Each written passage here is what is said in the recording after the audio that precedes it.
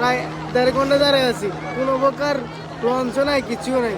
আর ব্রিজের কথা বললেই তো মানে কি বলবো, অজুহাতে শেষ নাই। অমুক আমল আসলে করবো, অমুক আমল আসলে করবো, এইগুলো চলতেছে এখন।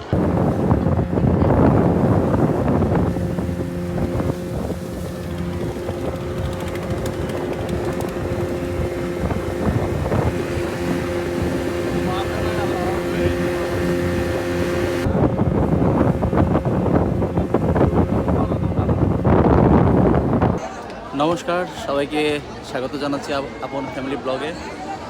তো আশা করছি বন্ধুরা তোমরা সবাই ভালো আছো এবং সুস্থ আছো। তো আমরা ঈদের দীর্ঘ 9 দিন ছুটি কাটিয়ে আজকে চট্টগ্রামের উদ্দেশ্যে রওনা করেছি। তো সকাল 7:30টায় বাসার থেকে বের হওয়ার পরে এখন বর্তমানে আছি ইলিশা লঞ্চঘাটে। তো এখানকার যে পরিস্থিতি তোমরা দেখলে বুঝতে পারবে যে আমরা কি একটা ভোগান্তিতে আছি, বিশেষ করে ভোলাবাসী। এই যে আমাদের ভোলা থেকে লক্ষ্মীপুর যাতায়াতের যে একটা ব্যবস্থা, এটা খুবই একটা অনুন্নত ব্যবস্থা। তো আমরা খুব কষ্ট করে আমাদের বেরোতে হবে।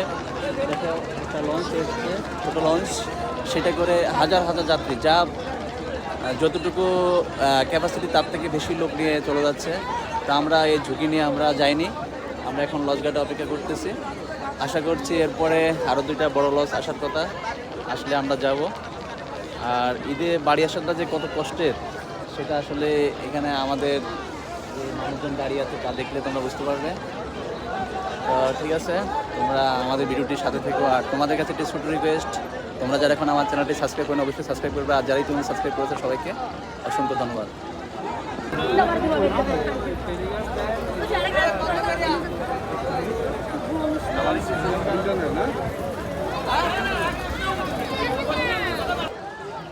আর বিশেষ করে দেখো আমাদের পঙ্কজ বাবুর অবস্থা খুবই খারাপ। মানে আমি বলছিলাম যে আমরা একদিন পরে যাই, নাহলে আগে যাই, কিন্তু উনি সেটা শোনে নাই।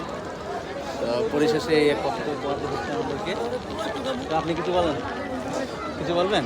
মানে কি বলবো ভাই, ভোলা এত প্রকার সিন্ডিকেট, মানে জায়গায় জায়গায় আপনার সিএনজিতে অ্যাভেলেবেল গাড়ি ভাড়া হচ্ছে 250 থেকে 200 টাকা, উপরে গেলে 250 টাকা। আর আজকে সেখানে 600 টাকা, 400 টাকা, 500 টাকা, যার থেকে যেমন নিয়ে পারতেছে। আসলাম এখানে ইলিশা লঞ্চঘাট, এখানে আসি দেখি প্রায় 3-4 হাজার লোক দাঁড়ায় আছে। সেম কাহিনী, আপনার লঞ্চ মোটামুটি ঠিক আছে, 200 টাকা করে নিচ্ছি, এটা আগে থেকে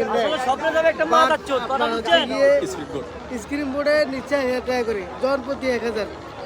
নর্মালি ভাড়া 300 থেকে 400। আপনার মানে কি বলবো, এগুলো দেখার মতো কেউ নেই।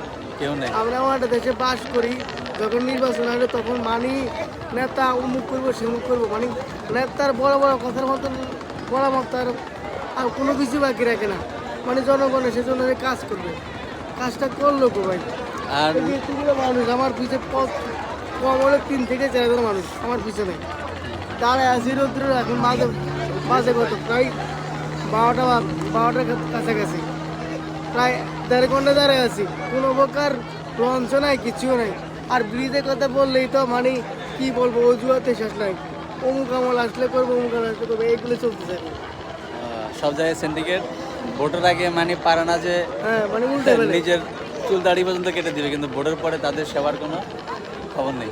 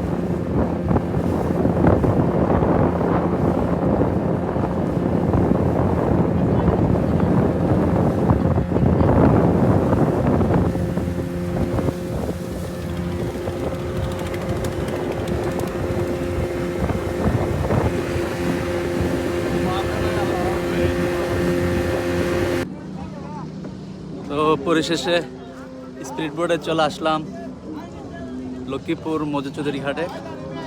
এখন আমরা চলে যাব বাস স্ট্যান্ড, সেখান থেকে শাহী বাস নেওয়ার চিন্তা ভাবনা আছে।